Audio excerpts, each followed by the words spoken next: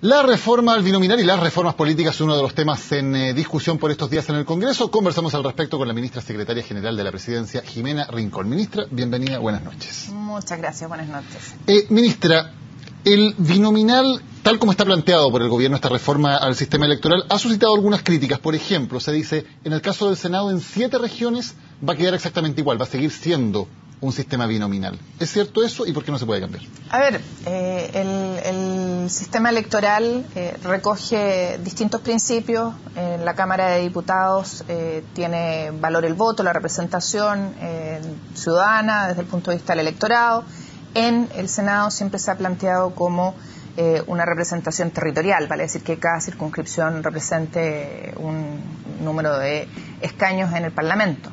Y aquí obviamente estamos tratando de conciliar ambos principios, darle importancia obviamente a el valor del voto, tratar de que esta subrepresentación en algunos territorios, lo que ocurre con la región metropolitana, Valparaíso, Concepción, las regiones grandes que tienen una cantidad importante de habitantes, tenga una representación más o menos proporcional con el resto del país. Y obviamente eso significa aumentar el número de escaños. Cuando tú miras lo que ocurre con el número de habitantes que representan los distintos distritos o las distintas circunscripciones, te das cuenta de que claramente hay una asimetría que no es razonable.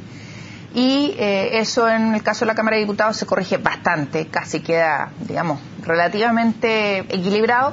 Y en el Senado, como se mantiene el principio de la territorialidad, lo que se hace es equiparar un poco el valor del territorio, el número de ciudadanos con la representación. Si tú pretendieras lograr equiparar todo, obviamente que se te dispararía probablemente el número de escaños en el Parlamento, porque tienes territorios donde la expansión geográfica es muy grande, las zonas extremas, digamos, del país, en comparación con el número de habitantes, pero tampoco podrías dejarlo sin representación. Y tampoco sería lógico juntar territorios, que son cosas que han planteado algunos. Bueno, ¿por qué no juntamos regiones? ¿Por qué no? Porque cada región tiene que tener o quiere tener su representante en el Senado.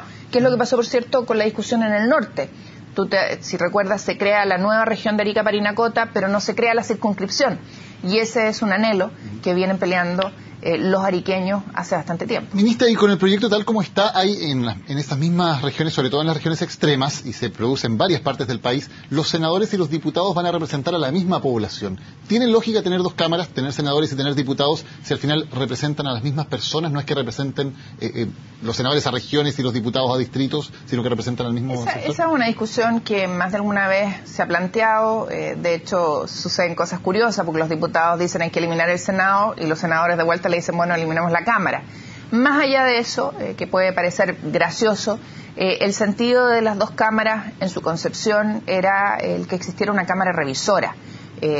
Cuando la iniciativa, sea mensaje presidencial o moción parlamentaria, ingresa por una, la otra la revisa y se termina el proceso legislativo. Tú has visto que varias reformas que hemos tenido en este tiempo han iniciado un debate parlamentario que no ha sido agotado suficientemente y se perfecciona en la otra Cámara y vuelve a la de origen, donde se afina, ya sea corrigiendo, que termina en comisión mixta. Hoy día tuviste lo que pasó con el tema de la discusión de las carreras universitarias, y finalmente es esa instancia donde se reúnen ambos espacios los que deliberan y debaten. Por lo tanto, es discutible, hay corrientes que dicen que no es necesario, hay otros que dicen que es bueno el sistema, y yo creo que es parte de un debate que no va en esta reforma, que es el sistema electoral, cómo elegimos a nuestros representantes, sino que debiera ser parte del debate que vamos a tener en la nueva Constitución. Ministra, los diputados independientes Milosevich y Jackson presentaron una indicación que fue aprobada por los diputados para transparentar los gastos de campaña, prohibir los aportes reservados y prohibir que las empresas hagan donaciones a las campañas políticas. ¿Están de acuerdo o no están de acuerdo con ello? A mí no me molesta, pero queda coja la reforma si no hacemos una discusión sobre el financiamiento de la política. Y es lo que les dijimos a ambos y le dijimos al resto de los diputados que presentaron indicaciones en esa misma línea, y acordamos en la Comisión de Constitución de la Cámara de Diputados que esto iba a ser parte del paquete de reformas políticas que iban a venir a continuación de esta. ¿El gobierno pide que se rechace ahora la indicación? Para nada. Nosotros, y lo dije yo claramente ayer, esto va a ser un debate del Senado, el Senado va a tener que resolver. A nosotros no nos incomoda la norma en su contenido desde el punto de vista del sentido que le inspira, pero creemos que no es suficiente y que hay que abordar el tema del financiamiento de la política en los partidos y en las campañas. Si eso no se hace en integralidad, la norma queda coja, porque además si tú revisas la redacción hay que corregirla desde el punto de vista de la técnica legislativa, que es lo que yo les dije a los diputados el día que se votó en la Cámara, el día que lo votamos en la Constitución previamente, y ayer que hablé con uno de ellos, es que nosotros íbamos a estar a lo que definiera el Senado, pero creíamos que este tema tenía que ser de todas maneras, para complementar o para abordar completamente en las reformas políticas de los partidos y del financiamiento. Y para ir al fondo, ¿el gobierno cree que las empresas deben tener derecho a aportar a las campañas políticas y el gobierno cree que deben existir o no gastos, donaciones que sean reservadas, que la ciudadanía no conozca su origen? El gobierno cree que hay que debatir de verdad y en serio sobre el financiamiento de la política. Y yo voy a ser súper transparente en esto, es mi opinión, no hemos tomado un acuerdo en el gobierno. Hoy día el aporte no es de las empresas propiamente tal, porque lo rebajan de impuestos, por lo tanto es un financiamiento público al final del día.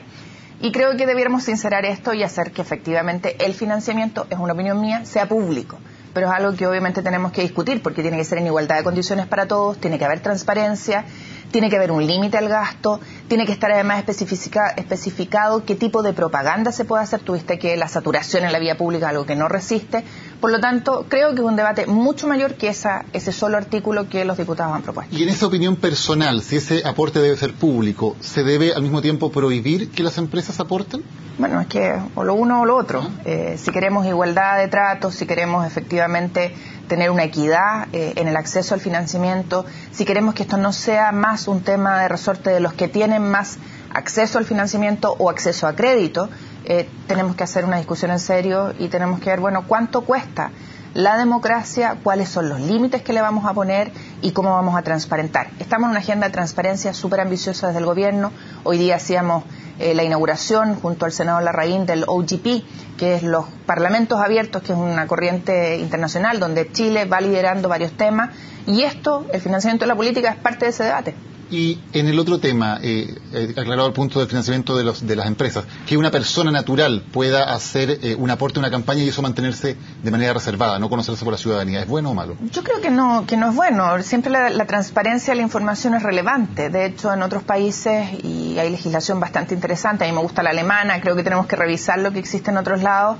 Esto tiene límites, tiene formas, tiene procedimientos, tiene premios a los que sacan más votos. Yo creo que eso es parte del debate que Chile tiene que dar y nosotros lo vamos a instalar. Hay un compromiso de la presidenta en el programa, Michelle Bachelet, del ministro Peñilillo, que ha liderado este tema, y por cierto de las expresas. Es muy difícil legislar cuando finalmente quienes tienen que aprobar estas normas o estas reformas son los mismos parlamentarios que llegaron allí con estas reglas del juego y por lo tanto saben moverse en esas reglas, ya han pasado por ese tema de pasar el platillo y que les llegue financiamiento de las empresas. Mira, creo que no sé si es producto del cambio cultural o de los tiempos, la madurez.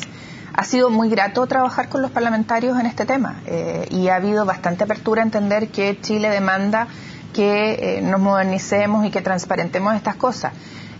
Obviamente que es un desafío para ellos porque estás legislando sobre cosas que les afectan a ellos. Pero de verdad yo al menos no tengo queja y creo que nadie ha sido bien transparente el debate en la comisión, además ha sido público y yo creo que es parte de lo que Chile está asumiendo como desafío en un mundo que cambió absolutamente. ¿El gobierno va a impulsar una reforma constitucional que incluya un referéndum revocatorio para las autoridades? Mira, salió titular hoy día en un medio de circulación nacional. Me encantó el contenido de la nota. El titular no tenía nada que ver con... No, la tercera estaba bastante... La tercera esta mañana. No, salió en el Mercurio, y en el Mercurio tituló con esto, y cuando tú te lees la nota es bastante buena. Ese es un tema que estaba en un punteo que teníamos ahí encima de la mesa, no fue ni siquiera abordado en la reunión, no está dentro de nuestras prioridades. De hecho, acordamos con los presidentes de partido de la nueva mayoría que vamos a conformar un grupo de trabajo, vamos a partir por los partidos políticos y financiamiento de la política, que son los dos temas urgentes, y ese no está, obviamente. Sí se habló del tema de las iniciativas popular de ley, sí se habló de plebiscitos revocatorios de ley, sí se hablaron de otras cosas, pero de ese no, así que yo lamento que se haya publicado sin hacerme una consulta a mí. ¿Y por qué estaba en ese punteo, en ese documento de trabajo? Porque había muchos temas que han sido parte de históricas discusiones y los tuvimos ahí a mano a efecto de saber qué cosas podían salir y qué no y cuál es nuestra posición. Pero yo lamento que no me hayan preguntado, se lo dije al medio, y bueno, cosas del oficio. Para dejarlo claro, no está en la agenda del gobierno. No está dentro de nuestra agenda, lo he dicho hoy día temprano en el Congreso, me lo preguntaron todos los medios, y tenemos bastante tarea en materia de reformas políticas pendientes. ¿Y en las reformas que vienen? ¿Viene la agenda laboral? ¿Viene el patrocinio a una ley para despenalizar el aborto en 3 casos? ¿Esas 2 iniciativas se van a plantear durante este año? Mira, dentro de las agendas, de la agenda legislativa que viene, la verdad es que tenemos urgencias y sumas urgencias y discusiones inmediatas de varios temas. No tenemos todavía los últimos aspectos que componen parte de la agenda laboral. Hay temas que ya se han aprobado, se han discutido, son parte del debate legislativo. Por ejemplo, el tema de las trabajadoras de casa particular, que ha tenido un nuevo avance en el Parlamento. Por lo tanto, la agenda es parte de un montón de cosas que ya se han hecho y otras que están pendientes y que se están trabajando en el Ministerio y ya las anunciará la Presidenta cuando corresponda. El tema del aborto se dijo que se iba a tocar en el segundo semestre de este año. ¿Eso sigue siendo...? Todavía quedan varios meses para el segundo semestre, pero creo que hay temas que requieren urgencia. Tú has visto lo que ha pasado en nuestro país. Tenemos la ley antiterrorista que dentro de este mes, a finales de septiembre, va a ingresar. Después tenemos todo el tema de leyes de seguridad, de inteligencia, que también tienen que entrar en octubre. Creo que hay urgencia. Temas de, por ejemplo, reactivación económica en materia del Banco del Estado, Codelco, en fin, hay una agenda bastante nutrida en el Parlamento que tiene bastante ocupado a diputados y senadores y a nosotros nos importa mucho. ¿Le cambió la agenda al gobierno con el tema de la desaceleración económica en primer lugar y luego con el tema de los atentados terroristas, que eran puntos que no estaban puestos en un primer momento por el gobierno? ¿Hay un cambio de agenda? A ver, para ser súper clara, en abril, fines de abril de este año, el ministro Peñalillo convocó a un conjunto de expertos para abordar la ley antiterrorista y él se había puesto plazos respecto del envío de los proyectos de ley. Eso no se ha modificado. Sí ha tomado notoriedad pública el hecho. Él lo había dicho y no había sido tema en titulares en ningún lado.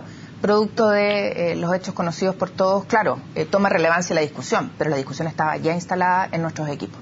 Ministra, ¿el gobierno está molesto por las filtraciones en el caso Bombas? Yo creo que el ministro Peñalillo ya ha dicho lo que hay que decir en esta materia. Él es el que lleva estos temas y creo que es inoficioso que yo me refiera a esto. ¿Esas filtraciones no salieron de la moneda?